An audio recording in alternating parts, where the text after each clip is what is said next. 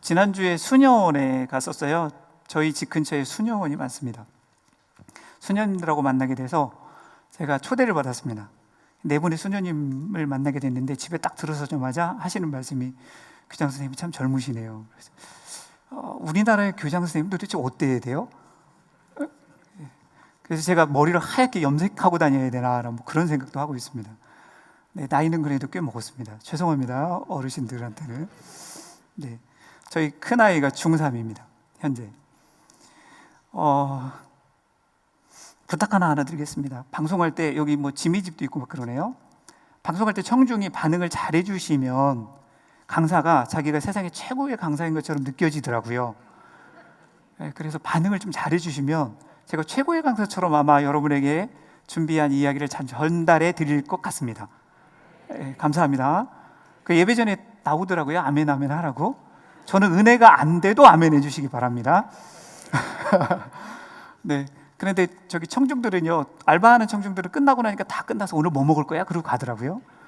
네. 제가 훌륭한 강의를 해서 저 강의를 다 듣고 새겨들면 참 똑똑해지실 텐데 라는 생각을 하고 제가 방송을 했던 기억이 있어요. 저를 조금만 더 소개해 드리겠습니다. 저는 전임 사역자를 한 일이 없고요. 91년도부터 주일학교 파트의 사역을 시작했습니다. 그리고 한국의 상담가 캠프가 한참 유행이어서요. 청소년 상담가 캠프도 굉장히 중요한 자녀를 훈련시키는 그런 체계가 있고 도구가 있습니다. 거기에서 한 15년 이상을 훈련을 했고요. 그리고 복지를 전공했습니다. 석사로. 그 다음에 기독교 교육으로 들어온 지 14년째입니다. 스스로 자부하기는 아이들을 기르는 현장에 10년 이상을 내 영역에서 경험한 사람이다. 혼자 아이들을 기르고 가정을 챙기는 그 영역에서 그랜드슬램을 한 사람이다 라고 혼자 자부하고 있습니다. 그래서 당당하게 책도 썼습니다. 다음 세대 교육, 가정이 답이다. 이 책을 쓰게 된 이유가요, 가정사역을 하고 아이들을 교육하고 학교를 하다 보니까 참 답답하더라고요. 무엇이냐면 자녀를 양육할 때 모든 부모님들이 초점이 우리 아이를 어떻게 가르칠 건가, 여기에 관심을 둬요. 여기 어르신들은 이제 우리 손주 어떻게 잘 가르칠 건가, 요거에 관심을 두시더라고요. 그런데 현장에 있으면 있을수록 답을 알게 됩니다. 무엇이냐면 아이를 어떻게 더 잘 가르칠 것인가에 초점을 두는 게 아니라 가정을 어떻게 하나님 나라로 만들 것인가, 이것을 해냈을 때 아이들은 거저 잘한다는 겁니다. 오늘 그 얘기를 여러분에게 좀 드리려고 해요. 저는 8남매의 막내입니다. 저희 누님이 저보다 23이 많습니다. 저희 어머니가 92세고요. 네, 저는 2006년도에 한 여자와 만나서 결혼했습니다. 여러분도 그러셨죠? 결혼하신 분? 한 여자와 만나 결혼했습니다. 다음에 두 번째 여자를 만났습니다. 그 다음에 세 번째 여자를 만났습니다. 그래서 저는 여자 편입니다. 학교에서도 아이들이 남자와 여자가 막 다투고 그럴 때 저한테 그래요. 목사님, 얘가 이래요. 나는 여자 편. 그러면 딱 끝나요. 애들이 제 배경을 알거든요. 집에서 여자와 같이 사는 저분은 여자 편을 들지 않으면 생존할 수 없다, 그 사실을 알고 있거든요. 그러다가 2017년도에 저희 어머니 막내인 저희 집에 왔어요. 형님들도 다 계신데. 그래서 지금 5년째 같이 살고 있습니다. 여기 혹시 3대가 같이 사는 가정 있을지 모르겠지만 하나님의 은혜가 넘칠 것입니다. 저는 성경을 믿어요. 부모님이 가정에 계신 것 자체가 얼마나 큰 은혜인지 몰라요. 아이들이 부모님의 존재로 인해서 얻는 유익과 행복이 훨씬 더 큽니다. 고부간의 갈등이요? 그거는요, 흔하지 않으니까 방송에 나오는 거예요. 흔하지 않으니 언론에 나오는 거예요. 흔하면 안 나와요. 맞나요? 특별하니까 나옵니다. 훨씬 더 건강하고 훨씬 더 아름다운 가정 더 많습니다. 자녀에게 사랑을 잘 주시고 손주를 잘 돌보시는 지혜로운 어르신 정말 많습니다. 저희 어머니도 그 중에 한 분이십니다. 저희 어머니가 계신 곳이 저희 아이에게 어마어마한 복이라는 걸 저는 느끼며 살고 있습니다. 좀 늦게, 막내이기 때문에 늦게 어머니를 모셨는데, 이게 맞아. 이게 맞아. 우리 사회가 지금 다른 얘기하는 거야. 잘못 얘기하는 거야. 성경에 나온 얘기하지 않아. 그런데 우리는 다 일반 사회에서 하는 얘기만 듣고 살아. 다시 생각해야 되겠다. 4대가 같이 사는 가정도 계신가요? 하나님 복은 더 넘칠 겁니다. 저희 어머니 92세세요. 귀가 안 들리세요. 예배당에 오시는데 아무것도 못 들으신대요. 근데 예배당에 와 계세요. 그것도 하나님의 은혜예요. 2017년까지 그러면 제가 내 여자하고 같이 살았잖아요. 얼마나 외로웠겠어요. 좀 측은했겠죠. 근데 2018년도에 제가 잠깐 좀 멀리 가 있었는데 연락이 왔어요. 제 아내한테 아이가 생겼다. 왜 놀라세요? 네. 그래서 많은 분들은 그러세요. 이제 아들 낳아야 되지 않냐. 근데 진짜 아들이 낳았어요. 2018년도에. 행복하고 기쁘냐고요? 네, 아들이라서 그런 게 아니라 셋째가 있으니까 더 행복해요. 가정 혹시 세 자녀 이상 된 가정 있으신가요? 네, 손 한번 들으세요. 네, 박수 쳐주세요. 네, 여기 유인제일교회는 뭐 벤치 이런 거 막 사주고 그러지 않나요? 그래야 돼요. 제가 보기에는 그래야 돼요. 저희 학교에 4명의 자녀를 낳은 가정이 있어서 제가 항상 깍듯하게 모십니다. 저보다 더 훌륭하신 분이. 아이는 많을수록 가정이 행복합니다. 진짜로 그래요. 아이는 많을수록 행복해요. 이거는 제가 크리스찬 문화를 알기 위해서 여러 곳을 돌아다니면서 봤는데요. 크리스찬의 그 신앙적 깊이가 깊은 곳일수록 아이를 많이 낳습니다. 굉장히 놀라웠어요. 저도 많이 고민했거든요. 요즘에 그 1명, 2명 출산하고 낳지 않는데 저는 기독교 가치로 크리스찬입니다. 물론 한국의 사회는 그 사회와 좀 다르지만 그래도 하나님께서 주신 생명에 대하여 우리는 다른 생각을 가져야 우리는 하나님 안에 있는 사람이라고 생각을 합니다. 그래서 지금은 지금 몇 대 몇이죠? 4대 2.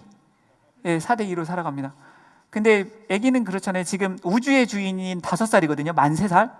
우주의 주인이에요, 얘는. 네. 어제도 저한테 그러더라고요. 아빠가 내 말을 안 들었어. 아빠가 나를 약 올렸어? 네, 그러더라고요. 그래서 아무리 설명해도 안 받아들여요. 그래, 미안하다. 아빠가 너를 약 올렸다. 그래야만 받아들여요. 예. 그래서 아직 제 편은 안 됐어요, 얘가. 엄마 편이에요. 그래서 여전히 여자들 사이에서 행복하게 둘러싸여서 살고 있습니다. 오늘 PPT를 안 넘겨주시네요. 예. 제가 강의를 갈 때 간혹 이런 일이 벌어지더라고요. 제가 여기 띄워주려고 그랬는데 오늘 살짝 변경이 됐어요. 넘겨주세요. 영상이 안 돌아가나요? 변경이 만들었다고요? 제가 원래 무슨 말이에요? 숫기도 없고 말을 잘 못해요. 어디 가면 관계 잘하는 사람이랑 배려하는 사람이랑 자신과 잘 맞고 좋은 사람도 좋은 사람입니다. 배울 점이 있고 잘 맞고 서로 존중할 수 있는 사람이라고 했습니다. 네, 이야기학교는 좀 독특한 학교예요. 대안학교인데 1학년부터 12학년 고3까지 있어요. 이게 중고등 아이들을 두고 그러니까 중1부터 고3까지 작년에 한 학기 결혼과 가정의 수업을 합니다. 기독교의 결혼, 기독교의 가정이 어떤 것인지를 청소년기부터 가르쳐요. 이 아이들이 열심히 들어요. 정말 열심히 듣습니다. 아이들이 그렇게 관심이 많은지 몰랐어요. 결혼과 가정에 대해서 얘기를 하면요, 조는 애가 없습니다. 네, 정말. 왜냐하면 지금 막 이성에 관심 많잖아요. 그래서 도대체 결혼을 어떻게 하는 거야? 뭐 결혼해서 어떻게 잘 사는 거야? 막 이러면서 하나같이 막 확 흡수하는 게 느껴져요. 중1부터 고3까지 가요. 사실은 청소년기 때 가르쳐야 돼요. 애들이 이 결혼과 가정을 가르쳐 놨더니요, 부모님들이 나중에 오셔서 이런 보고를 하세요. 목사님, 평화 수업에서 결혼과 가정을 듣고 난 날 저녁에 집에 오면 저를 앉혀놓고 1시간씩 강의를 합니다. 결혼은 이렇고 뭐 이래야 되고 이래야 되고 그런 얘기를 막 하시더라고요. 그래서 1시간 또 꼬박 들었대요. 그러고 나서 부모님이 이렇게 대답하셨답니다. 미안하다. 나 때는 결혼과 가정을 그렇게 가르쳐주는 수업이 없었어. 그래서 내가 이렇게 살아. 너라도 잘 배워서 잘 살았으면 좋겠다. 아이들이 청소년기 때에 결혼과 가정, 크리스찬의 결혼과 가정을 배우지 않으면요, 20살 때 연애하고 그 이성 만나기 시작하잖아요. 그리고 결혼하는데 어떤 기준으로 어떻게 연애를 하고 어떻게 결혼할지에 대해서 아무런 기준이 없습니다. 제가 2007년부터 가정사역을 했는데 데이트 학교와 결혼 예배 학교를 하면 거의 100이면 100 크리스찬 가치관이 들어있지 않습니다. 굉장히 놀라웠습니다. 일반 사회의 가치관이 거의 지배하고 있습니다. 안 가르쳤어요. 저는 이건 어른의 문제라고 생각해요. 어른들의 저희 교회는 좀 독특하게 목회자가 결혼을 하게 될 때도 이제 보통 담임 목사님께 주례를 부탁을 하더라고요. 그러면 담임 목사님 주례를 하실 때 결혼 예배학교를 꼭 들어야 됩니다. 목회자도. 그냥 목회자들이 처음에 투덜투덜대고 오는 것 같아요. 제가 보면 표정 있잖아요. 내가 왜 이 바쁜 시간에, 그것도 토요일 날 오전에 하거든요. 근데 교회에서 빼줘요. 오전에 결혼 예배학교 들으라고. 근데 얼굴이 별로 표정이 안 좋아요. 나 다 알고 있는데 이래봬도 목회자인데 굳이 와서 이걸 들으라고 그러냐. 그런데 3주간 듣고 나면 그때 마지막에 고백을 하더라고요. 그래서 제가 알아요. 사실은 제가 이거 왜 들어야 되는지 몰랐는데 3주 듣고 나니 왜 들어야 되는지 알겠습니다. 그러니까 우리는 지금 심지어는 목회자도요, 크리스찬 결혼과 가정의 가치가 어떤 것인지 잘 모르더라고요. 그래서 목회자부터 배워야 됩니다. 여기 계신 성도님들 막 속이 시원하시죠? 제가 목사라 목사를 좀 잘 긁어요. 제가 조금 이해하시기 바랍니다. 자기가 자기 뭐 반성하는데 누가 뭐라고 그러겠습니까? 저도 모르고 결혼했거든요, 사실은 잘. 그런데 목회자부터 알아야 돼요. 결혼과 가정 크리스찬에. 그래서 제가 밴드를 하나 만들었어요. 많은 분들이 이런 얘기를 하더라고요. 시간도 부족하고 어떤 과정을 들으려고 하는데 알고 싶어요. 크리스찬 결혼과 가정, 자녀 양육을 알고 싶은데 어떻게 할 수가 없어요. 그리고 기독교 가치관으로 가르치는데도 굉장히 적고 들으려고 하면 시간이 안 맞고 비용도 많이 들고, 그래서 밴드를 만들어야 되겠다. 거기다 글을 올려줘야 되겠다. 그래서 크리스찬 가정과 양육이라는 밴드를 만들었어요. 누구나 들어오실 수 있어요. 제가 모르는 분도 많이 들어와 계시고요. 강의 갈 때마다 말씀드리면 막 들어오시더라고요. 근데 거기에 그냥 한 5년 정도 쓴 글이 있어요. 그걸 나중에 거의 모아서 다음 세대 교육 가정이 답이다라는 글을 거기다 썼고요. 이거를 좀 알려줘야 되겠다. 심플한데, 가치관과 방법은 심플한데 이걸 너무 복잡하게 생각하고 있다라는 것 때문에 제가 한 겁니다. 오늘 강의는 결혼의 여정에 대해서 제가 조금 간략하게, 아주 간략하게 말씀을 드릴 거예요. 네, 결혼, 네, 보통 평균 연령이 남자가 33, 여자가 30세입니다. 많이 늦어졌죠. 이 결혼을 할 때 보통 아이들한테 제가 설명하는 건데요. 여기 어르신들도 예전에 저희 어머니도 그렇지만 중매로 결혼했잖아요. 부모님들끼리 정략 결혼이죠. 뭐 연애 결혼한 지 얼마 안 돼 있어요. 근데 결혼 요즘에는 거의 다 연애 결혼이니까 배우자를 선택을 딱 하죠. 그 배우자 선택할 때 3가지를 결정합니다. 첫 번째요, 결혼의 그림을 결정합니다. 결혼의 그림. 그러니까 배우자를 딱 선택하면 자기가 꿈꾸던 결혼의 그림은 싹 지우셔야 돼요. 근데 안 지워요. 상대방을 고르는 순간, 그 사람하고 살기로 한 순간 내가 생각했던 결혼의 그림대로 안 됩니다. 아마 지금 이미 사신 분들은 느끼셨을 거예요. 내가 꿈꾸던 결혼 생활 전혀 다르다. 거의 다 그럴 수밖에 없습니다. 그리고 더 놀라운 사실은 결혼에 대한 그림을 가지고요, 결혼하고 나서 내가 어떠한 결혼의 그림이 있는지 나눠본 일이 없더라고요. 자기가 어떤 결혼 생활을 꿈꾸었는지를 진실되게 많이 나누어서 그 그림을 같이 도화지에다가 그려가야 되는데 상대방도 몰라. 근데요, 더 중요한 사실은 자기도 모르더라고요. 그냥 있어. 내가 꿈꾸던 결혼이 그냥 있어. 그래서 설명을 못한 거예요. 두 번째가 결정이 됩니다. 부부의 색깔. 결혼, 제 또래 정도만 생각해도 연애 몇 번 하셨죠? 근데 갑자기 막 새록새록 떠오르실 거예요. 그런데 지금 만난 분하고 결혼을 안 하고 지금 상상해 보는 거죠. 괜찮아요. 혼자만 생각하니까. 들키지만 마시면 돼요.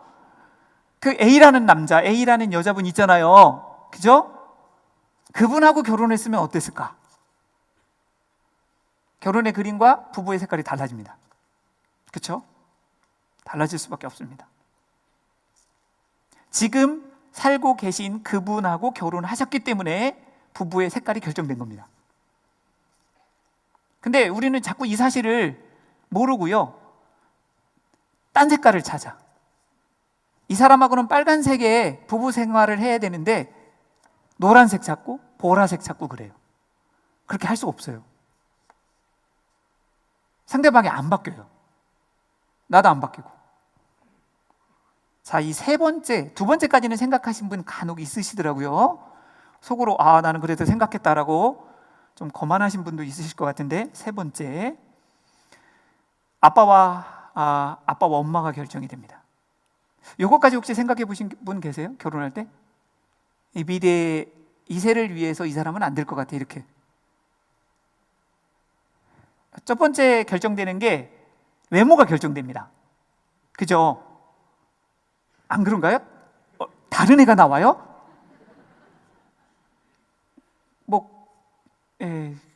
그건 좀 유전적으로 따져봐야 되겠지만 보통은 닮게 나오잖아요. 키, 그죠? 얼굴, 생김새 다 닮아요. 못 바꿔요. 근데 저는 여기에서 한 가지는 생각했어요. 왜냐하면 제가 키가 좀 작거든요.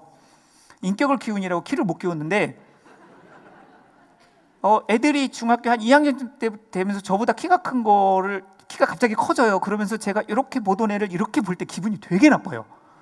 저는 애들한테 얘기해요. 그래서 내 앞에서는 얘들아, 그러면 애들이 이렇게 딱 이렇게 해요. 네, 그래, 됐어, 사회생활 잘할 거야.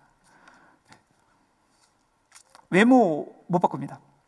저는 키가 작아서 좀 그래도 평균치 이상의 여성분이면 좋겠다라는 바람은 있었어요. 그래서 저하고 똑같은 키의 여자분을 만났어요. 그래서 결혼식 때 저는 키높이 구두를 신고 제 아내는 낮은 신발을 신고 갔어요. 거기에 이렇게 힐 신으면 좀 그렇잖아요, 모양새가. 네. 근데 두 번째가 더 중요합니다. 양육의 태도가 결정이 됩니다. 안 바뀝니다. 그래서 그 아빠, 그 엄마의 양육 태도 때문에 그 아이의 형태가 결정이 됩니다. 형성이.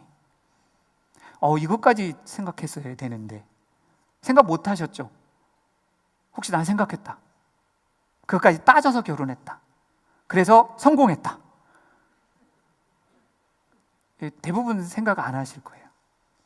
근데 아이들한테 이제 이런 얘기를 하니까 아이들이 정말 귀담아 듣는 거예요. 한 사람을 선택하는 것이 내 이후의 결혼 생활을 결정하는구나. 그러면서 애들한테 하나 더 얘기해요. 얘들아, 끔찍한 일이 있어. 혼자 30년 살았잖아. 그 사람을 만나서 결혼해서 몇 년 살아야 되는지 아니?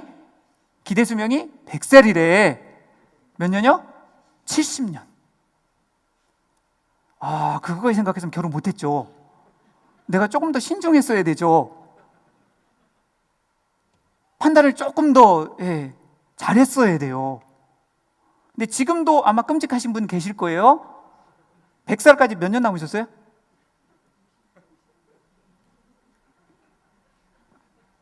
막 헛웃음이 나오시죠?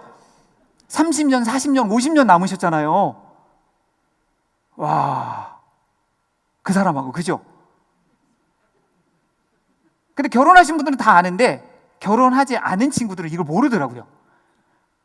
그 결혼 예비학교로 온 커플들이나 막 연애하고 막 이런 애들은요, 이 설명을 다 하면 속으로 딱 이렇게 생각해요. 나는 아니야. 나는 잘 살 수 있어. 내가 얼마나 잘 골랐는데. 그리고 나는 괜찮거든.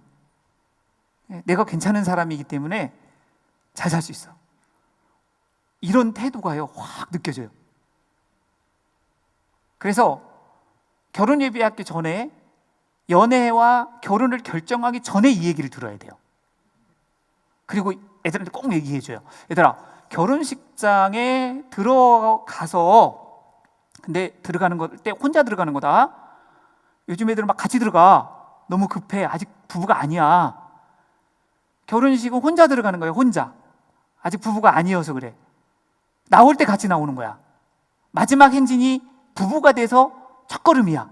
70년 사람 첫걸음이야. 그래서 목사님이 팔짱을 끼워주고 행진 그러면은 그때 첫걸음을 걷는 거야. 그 간격을 누려야 돼. 우리는 결혼에 대해서 안 배워가지고요, 같이 들어가려고 그래. 너무 급해. 아직 부부도 아닌데. 그래서 부부가 아니라는 사실을 알려줘요. 아직 들어갈 때. 그리고 얘들아, 마지막 기회가 있어.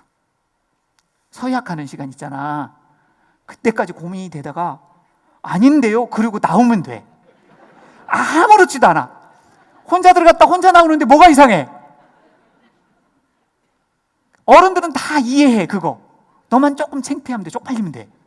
그 순간만 쪽팔리면 되는데 네 인생을 본다니까. 몇 년? 70년. 오늘 청년들 계시죠? 오늘 저 만나서 인생 보셨습니다. 그때까지 괜찮습니다. 정말 괜찮아요. 파혼해도 괜찮아요. 그 전에 이거 굉장한 팁인데 여기까지 하고 저 가도 될 것 같은데요? 강사를 얼마인지 잘 몰라가지고 제가 이 정도까지 해도 되지 않을까? 오늘 저를 조금 일찍 만났으면 하는 마음이 드신 분들 희망이 있습니다. 네. 너무 티나게 안 면하지 마세요. 그럴 때는 속으로만 해서. 네. 영상을 좀 이렇게 얘기해도 청년들이 말을 안 듣다가 영상 이거 보여드릴게요. 네.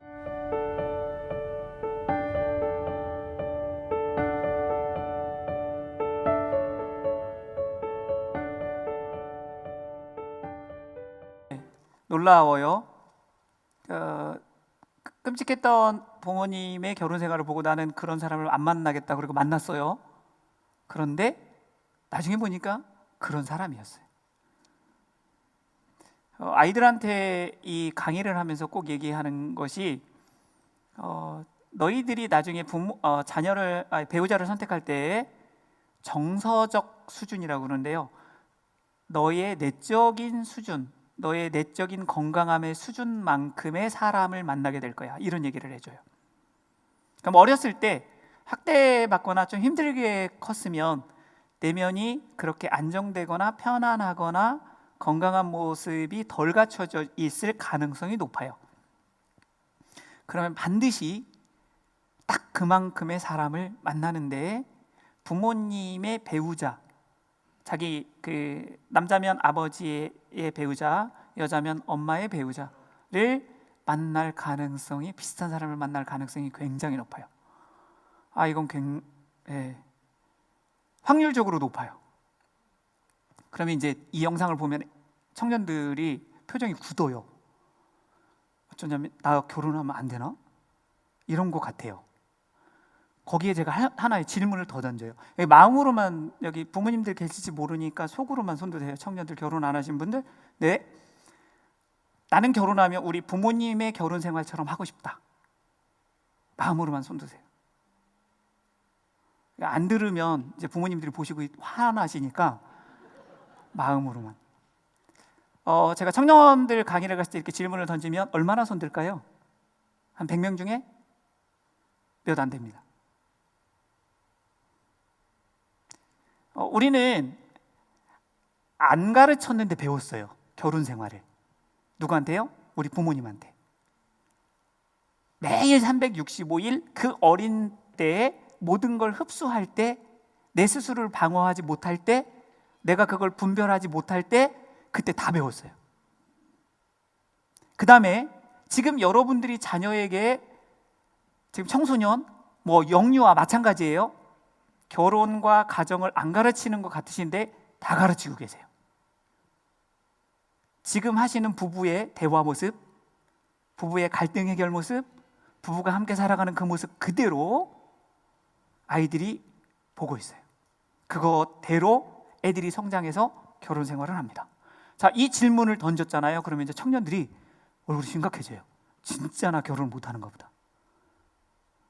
그렇게 생각하실 필요는 없으세요. 오늘 저를 만났으니까 이제 해결하시면 돼요. 그리고 풀어가시면 돼요. 이런 얘기를 하니까 저희 아이들이 결혼과 가정 학교에서 수업을 듣고 집에 가서 부모님한테 얘기하는 거예요. 어머님, 아버님, 이렇게 결혼 생활 하시면 아니 되옵니다. 제발 바꾸셔야 됩니다. 제가 뭘 보고 배우겠습니까? 애들이 그러는 거예요. 저는 그렇게라도 아이들이 미래에 결혼 생활을 배워야 된다고 생각해요. 네. 미국에서의 영상에 보면은 미국의 학교 중에 아마 크리스천 학교일 것 같아요. 결혼과 가정을 아예 학교의 수업에서 가르쳐요. 당연히 가르쳐야 됩니다. 그거는. 자, 그러면 결혼 생활 제가 어떻게 해야 되는지 지금부터 성경적인 결혼 오늘 말씀 읽었어요. 그걸 설명해 드릴게요. 아마 이전에는 많이 설명 들었을 거예요. 자, 강의 한번, 이 영상 한번 보시겠어요?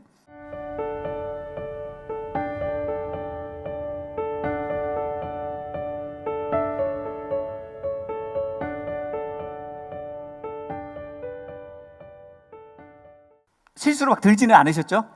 네. 여기 여쭤봐야 되는데, 나 마지막 세 번째, 엄마를 먼저 구하겠다고 손든 남자가 이 손든 의미가 뭘까요? 남자분들만 대답 혹시 해주실 수 있으세요? 도대체 세 번째 남자가 엄마부터 구하겠다고 그랬어요? 아내하고 같이 물에 빠지면 이게 무슨 의미일까요? 남자분들이 대답 혹시 이거 아셔야 되는데 지금 모르시면요 큰일 나요. 아셔야 돼요. 그리고 청년들 이거 모르시면 더 큰일 나요. 자, 혹시 여자분들이 이 의미가 뭔지 한번 말씀해 주실 수 있으세요? 저 남자가 지금 버쩍 손 들었어요. 지금 엄마 먼저 구하겠다고. 이게 무슨 의미죠 지금? 네? 잘 안 들렸는데 전달 한번 해주시겠어요? 마누라를 사랑하지 않아. 사랑은 해요.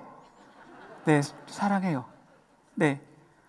어떤 의미냐면 너는 내 인생에서 두 번째 여자야 라고 결혼할 대상에게 얘기하는 거예요.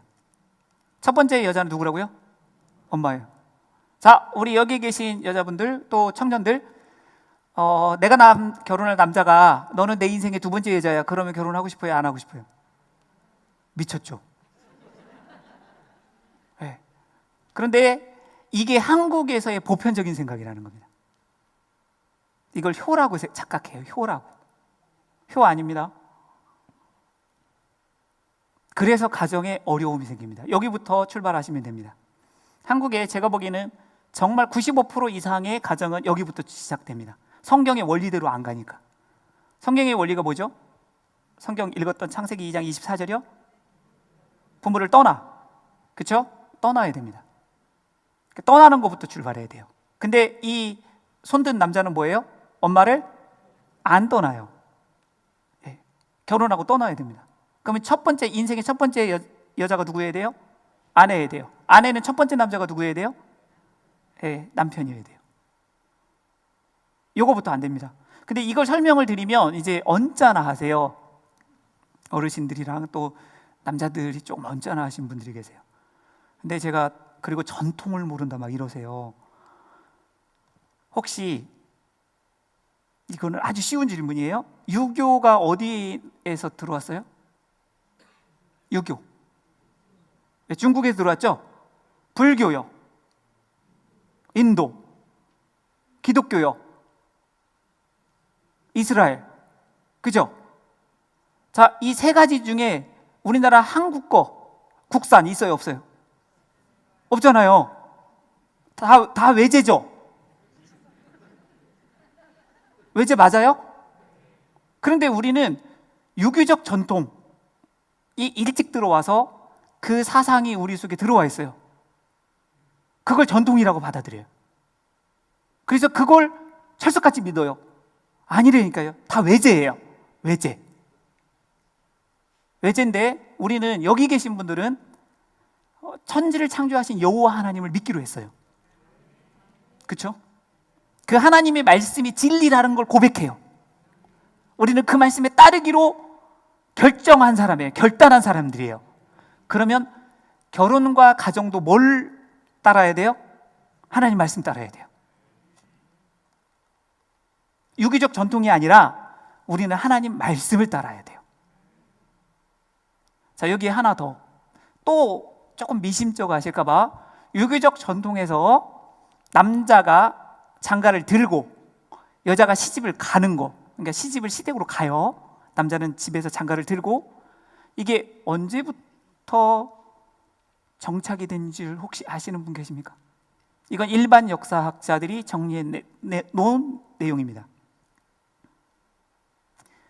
17세기에부터 남자가 장가 들고 여자가 시집을 가는 일이 확고하게 만들어졌습니다. 17세기 1600년도.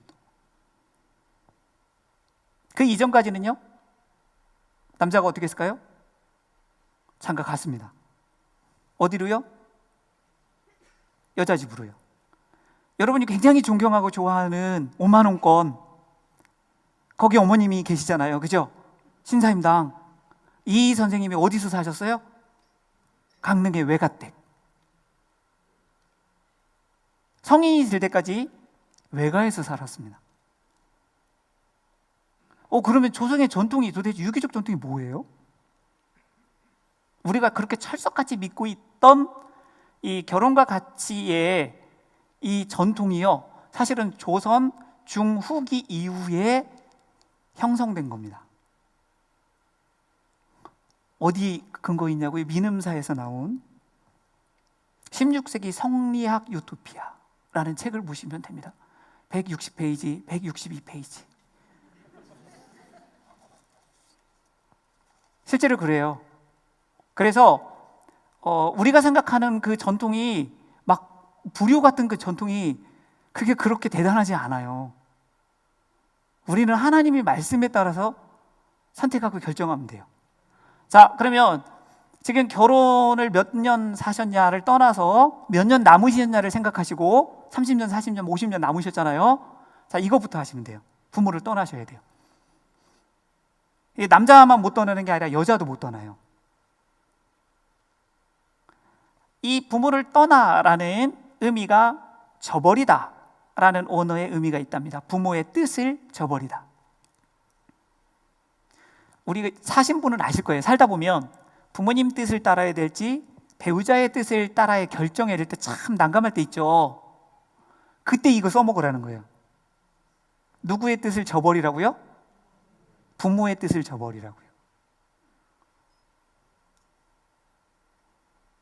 그래야 부모를 떠나는 거예요. 그럼 이제 헷갈려요. 이제 효가 뭔지. 제가 이거에 안 넣어놨는데 이건 설명하고 가야 오해가 없을 것 같아요. 어버이날도 있었잖아요. 그렇죠? 그래서 유기의 효와 성경의 공경, 부모에 대한 공경이 있습니다. 그렇죠? 십계명에도 두 가지는 의미가 같은데요, 한 가지의 의미 차이가 있습니다. 두 가지 의미가 같은 것, 첫 번째, 존경해야 됩니다. 부모님이 어떠한 분이든 존경해야 됩니다. 두 번째가 돌보아 드려야 됩니다. 이건 경제적인 부분이나 정서적인 부분이나 다 포함해서입니다. 어렸을 때, 아기였을 때 나를 입히시고 먹이시고 사랑해 주셔서 내가 자란 것처럼 이제 노년기에 스스로 경제활동을 하실 수 없고 또 정서적으로 외롭고 쓸쓸하신 부분들을 자녀들이 돌보아 드리는 겁니다. 이건 인간의 도리가 아닙니다. 유교에서는 인간의 도리라고 그러는데 우리는 하나님의 명령입니다. 떠나서 해야 되는 일입니다. 그래서 제가 아까 어머니 모시는 것, 그것이 하나님의 복이라고 말씀드렸습니다. 왜 성경에서 말씀하고 있는 내용을 우리는 직접 삶에서 경험해 보려 하지 않을까요?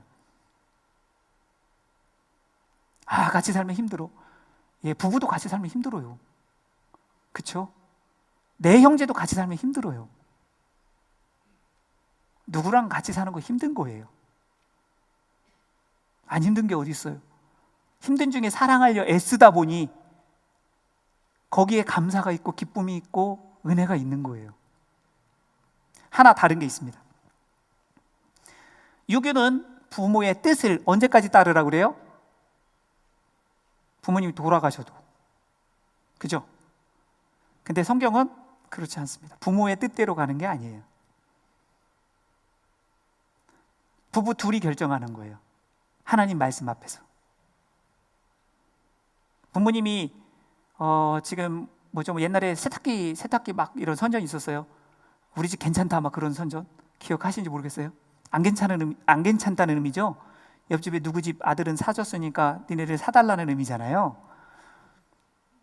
근데 만약에 부부가 합의가 안 되거나 경제적으로 어려울 때 사드릴 수 없으면 안 사드려야 돼요. 부모가 뜻이 있더라도. 그러나 먼저 하나님 앞에서 최선을 다해서 존경하고 돌보는 일을 말씀에 순종함으로 해야 돼요. 오해가 좀 풀리셨죠? 네, 어쨌든 부모는 떠나셔야 됩니다. 이거는요, 자녀에게 하는 명령일 뿐만 아니라 부모님에게 하는 명령입니다. 부모님 보고 하나님이 말씀하시는 거예요. 떠나게 해. 떠나게 해야 하는 거야. 혹시나 지금 움켜쥐고 계시다면 떠나보내십시오. 거기서부터가 성경적 가정이 만들어지는 겁니다.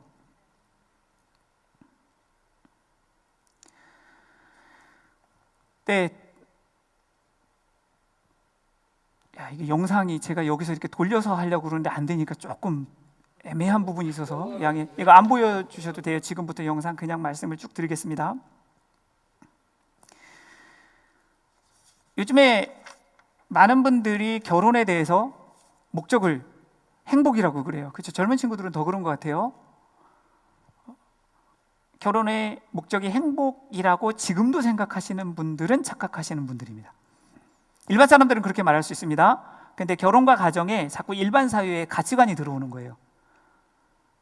팀 켈러의 결혼을 말하다 책 읽으신 분 있으실 겁니다. 읽어보시면 좋을 것 같아요. 결혼 안 하신 분들은. 거기에 그리스도인의 결혼의 목적은 그리스도의 장성한 분량까지 성장하기 위함이다. 아멘 되세요? 아멘 하셨는데 이게 얼마나 고통스러운지 아세요? 이 얘기예요. 결혼 생활 하려면 예수님의 성품처럼 너가 갈고 닦아야 돼. 그 얘기하는 거예요. 예수님 성품을 안 닮으면 결혼 생활 하기 너무 힘들어. 그 얘기예요. 또 하나는 의미는 뭐냐면요, 결혼 생활은 너를 예수님의 성품 닮도록 성장시킬 거야. 훈련시킬 거야. 그 얘기예요.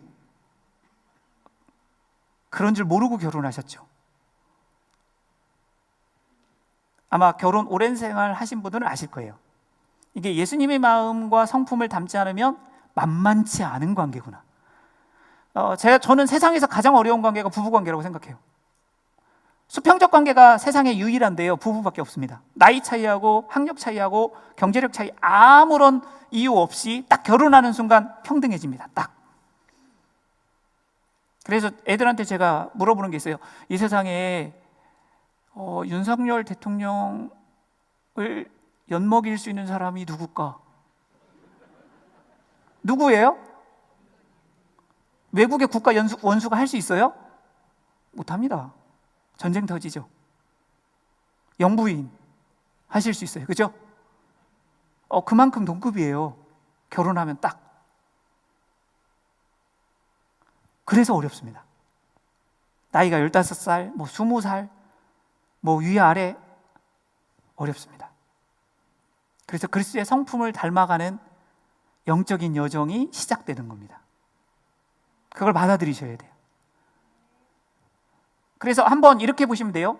크리스천이시면서 결혼 생활 오래 하신 분들, 연차가 되신 분들, 내가 얼마만큼 그리스도의 성품으로 결혼 생활에서 닮아 있느냐로 신앙의 성숙도를 체크하셔야 됩니다.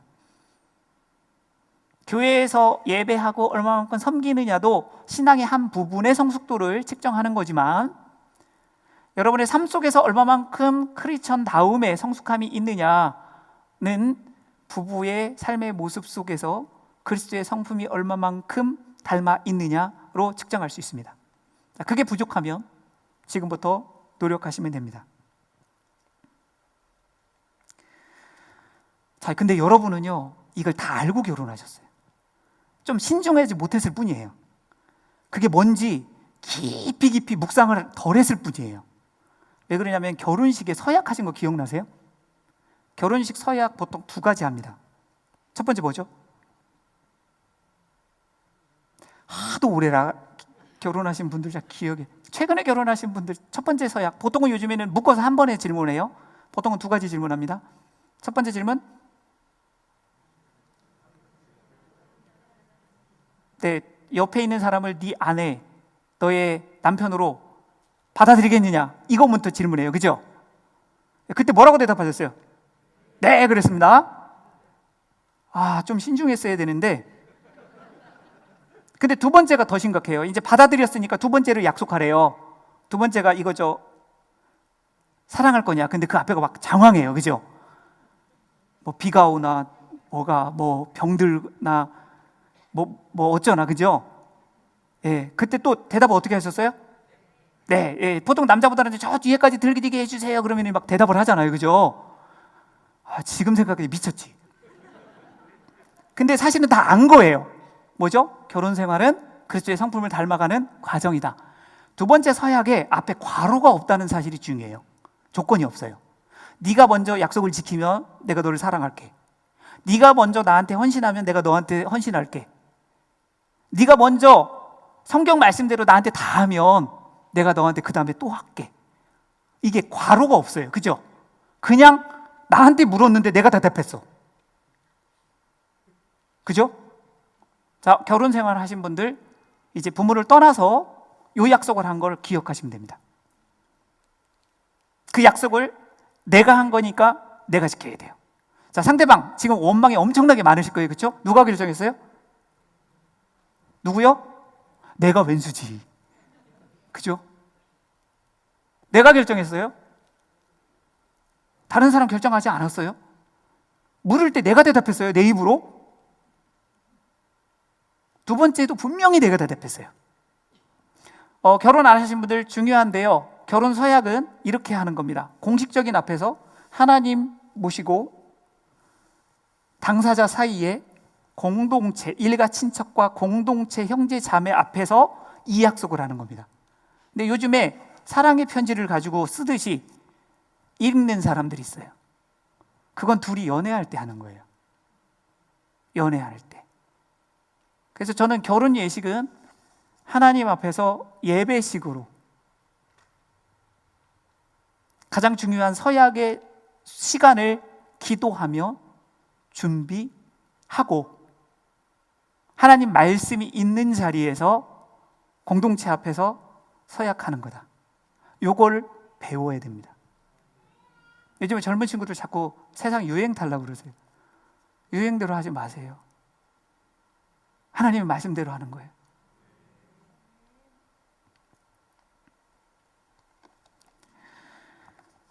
결혼에 갈등이 있는 분들한테도 제가 이 질문을 꼭 드려요. 누가 결정했어요? 어떤 대답했어요? 누가 대답했어요? 저는 이거 서약을 하고 묵상을 많이 했거든요. 근데 제가 선택지가 참 넓었더라고요. 결혼 전에. 전 세계 70억 인구인데 35억이 여자였더라고. 근데 제가 한 여자를 결정한 거예요. 35억 중에. 결정하고 나서 깨달은 거예요. 결혼하고 나서. 그 전에 좀 더 깨달았어야 되는데. 그리고 나서 또 생각해 봤죠. 내가 이 약속을 제 아내한테만 한 거예요. 저희 어머니한테 한 적이 없네요. 그죠? 어머니한테 한 적이 없어요. 제 딸한테 한 적이 없어요. 제 아내한테만 했더라고요. 35억 여자 중에. 근데 제 아내 그 약속을 제 아내한테 약속을 지키며 살기도 너무 버거워요. 늘 미안하죠. 미안해요. 저는 바깥에서 학교 한다고 막 돌아다니거든요. 돈도 조금 벌어요. 목사니까. 제 아내는 집에 와서 애도 봐야 되고 경제적 가장도 해야 돼요. 미안하죠.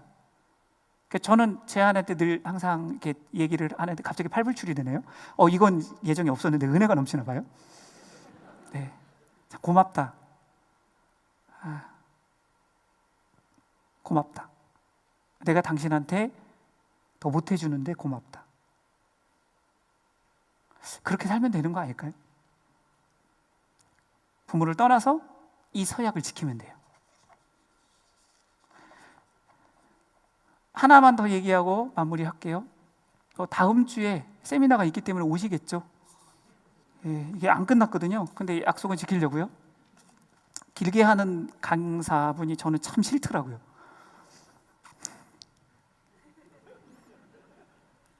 결혼하고 나서 그 다음에 연합하셔야 돼요. 떠나고 둘이 연합하는 거예요. 이 연합이 참 고통스러워요. 둘이 한 몸이 되는 거거든요. 하나님이 보여주신 연합이에요. 삼위일체 하나님이. 그래서 그대로 따라가라는 거예요. 세상에 가장 강력한 공동체가 부부예요.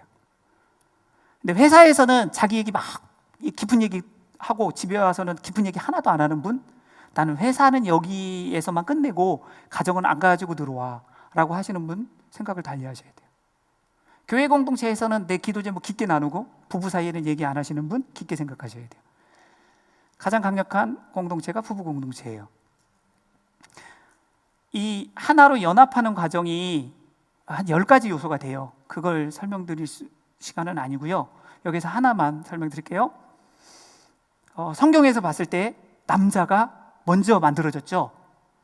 그러면 핸드폰 만들 때 버전 뭐죠? 1.0이에요. 그죠? 여자가 그 다음에 만들어졌죠. 그래서 여자가 버전 2.0이에요. 자, 버전 1.0이 성능이 좋아요? 버전 2.0이 성능이 좋아요? 네, 남자분들 기억하십시오. 버전 2.0이 성능이 좋아요. 그래서 관계 능력도 여자가 훨씬 더 좋습니다. 언어적 능력도 훨씬 더 좋습니다. 지혜로움도 제가 보기에는 여자분들이 훨씬 더 높으신 것 같아요. 그러나 성경은 헤드십, 섬김의 리더십은 남편에게 줬다는 것도 기억하시기는 하셔야 되지만, 그래서 여자분들에게 부탁드리는데, 성경의 리더십, 섬김의 리더십이에요.를 존중하되 남편이 부족한 걸 자꾸 뭐라고 그러지 마시고 치근함과 가엾음과 사랑과 애정으로 맞죠? 돕는 배필이 되셔야 돼요.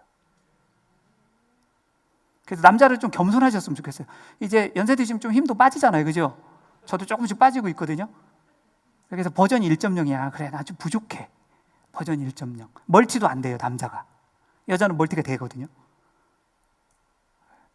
그러니까 여자분들 우쭐해 하지 마시고 성경대로 돕는 배필로 잘 섬기시면 됩니다. 남자분들 다 1.0이니까 2.0보다는 좀 겸손하게 살아주셔서 감사합니다. 도와주십시오. 그렇게 해도 안 쪽팔려요. 이제 세상 다 많이 사셨잖아요. 연세 드신 분들은. 젊은 친구들 일찍부터 하시면 더 행복해요. 네, 여기까지 마치겠습니다. 감사합니다.